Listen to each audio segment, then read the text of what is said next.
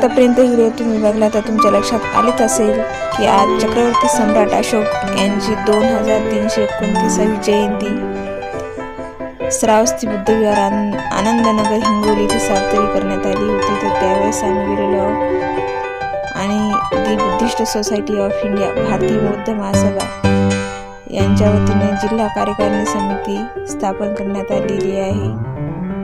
तर म्हणजे महिला कार्यकारिणी समिती, जिल्हा कार्यकारिणी समिती स्थापन करण्यात आलेली आहे। तर त्यावेळेस सत्कार होत आहे बघा। चक्रवर्ती सम्राट अशोकाच्या जयंतीच्या निमित्तानेच ही महिला कार्यकारिणी समिती स्थापन केलेली आहे। तर त्यामध्ये